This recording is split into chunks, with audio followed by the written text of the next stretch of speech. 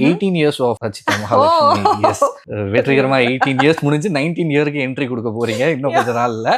So இந்த ஒரு journey எப்படி இருக்கு அதை சொல்லுங்க. ஓ காட், ஏகப்பட்ட அப்ஸ் அண்ட் டவுன்ஸ், ஏகப்பட்ட விமர்சனம், ஏகப்பட்ட தாழ்வு, எப்படி சொல்றது, எல்லாமே மிக்சடா தான் இருக்கு.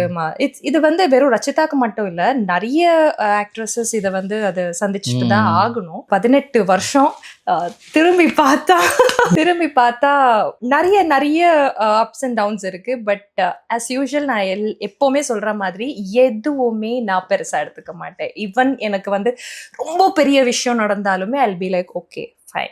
அதே மாதிரி ரொம்ப ஒரு மட்டமான ஒரு விஷயம் அது நடந்துருச்சு, இல்லைன்னு சொல்லலை, நடந்துட்டும் இருக்கு.